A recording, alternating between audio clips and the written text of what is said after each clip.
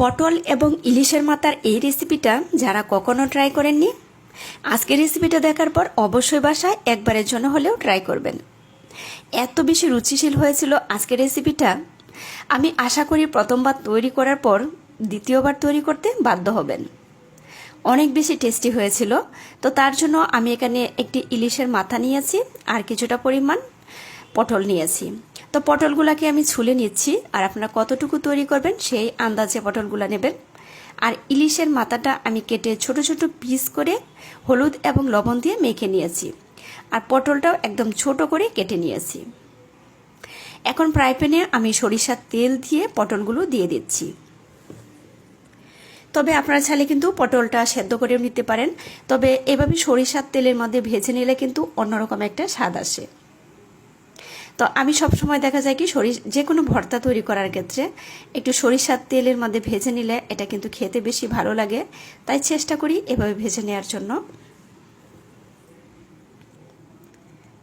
আর অবশ্যই কিন্তু সরিষার তেলেই এটা ভাজবেন, তাহলে খুব লোভনীয় একটা স্বাদ পাবেন। তো দেখতেই পাচ্ছেন আমি কীরকম কালার করে এগুলো ভেজে নিয়েছি।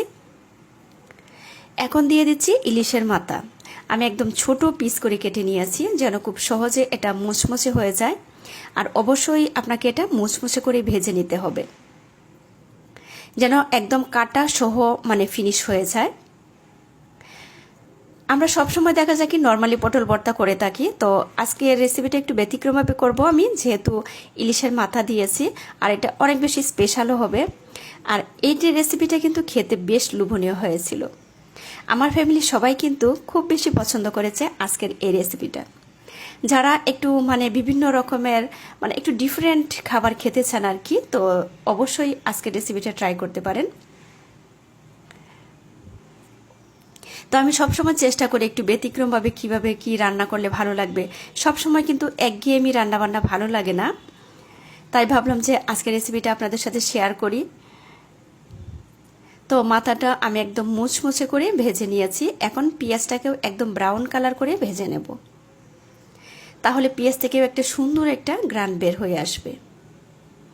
তো সবকটা উপকরণ ভেজে নিয়ে আমি একদম চলে আসলাম শিলপাটায়। তবে এই রেসিপিটা তৈরি করলে কিন্তু আপনাকে অবশ্যই শিলপাটায় আসতে হবে, কারণ ব্লেন্ডারে ব্লেন্ড করে কিন্তু হবে না, যেহেতু এখানে ইলিশের মাথা আছে, এখানে কাটার একটা ব্যাপার স্যাপার আছে। তো শিলপাটায় একদম ফিনিশ করে কিন্তু কাটাটা বেটে নেওয়া যাবে। আর যদিও দেখা যায় বড় বড় কাটা থাকে, সেটা আমি হাত দিয়ে ফেলে দেব।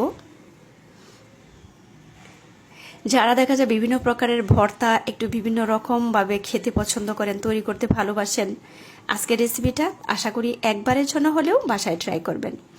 রিয়েলি এটা অনেক বেশি টেস্ট হয়েছিল। প্লেটের পাশে যদি অন্য কোনো তরি তরকারি থাকে, আশা করি যে অন্যদিকে আপনি থাকাবেন না, এত বেশি রুচিশীল হয়েছিল আজকের এই রেসিপিটা।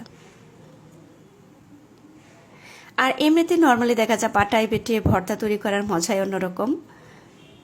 তো আমি বড় কাটাগুলো কিন্তু বেছে ফেলে দিয়েছি, আর দুইবার আমি বেটে নিয়েছি যেন কাটাটা একদম ফিনিশ হয়ে যায়। একদম ডিফারেন্ট একটা ভর্তা রেসিপি, অবশ্যই বাসায় ট্রাই করবেন। আর আমার রেসিপিটি আপনাদের কাছে কেমন লেগেছে কমেন্ট করে জানিয়ে দেবেন প্লিজ। সকালবেলা দেখা যায় গরম ভাতের সাথে সবাই না অনেকেই পছন্দ করে বিভিন্ন প্রকারের ভর্তা। তো আমি কিন্তু মাঝে মধ্যে চেষ্টা করি যে সকালে গরম ভাতের সাথে একটু অন্যরকম ভর্তা তৈরি করতে। তো আপনাদের সাথেও শেয়ার করি, আর আমার রেসিপিগুলো আপনাদের কাছে কেমন লাগে সেটাও একটু কমেন্ট করে জানিয়ে দেবেন প্লিজ। আর পাশে থেকে সাপোর্ট করবেন সবাই। তো এই যে দেখতে পাচ্ছেন আমার ভর্তা কিন্তু রেডি হয়ে গেছে। তো একটু লবণ দিয়ে আমি মেখে নিচ্ছি। একদম ডিফারেন্ট একটি ভর্তা, গরম ভাতের সাথে একদম জমে যাবে, এত বেশি রুচিশীল আজকের এই ভর্তাটা। তো সবাইকে অসংখ্য ধন্যবাদ আমার আজকের রেসিপিটি দেখার জন্য। তবে অবশ্যই কিন্তু বাসায় একবারের জন্য হলেও ট্রাই করবেন। আজ বিদায় নিচ্ছি, আল্লাহ হাফেজ।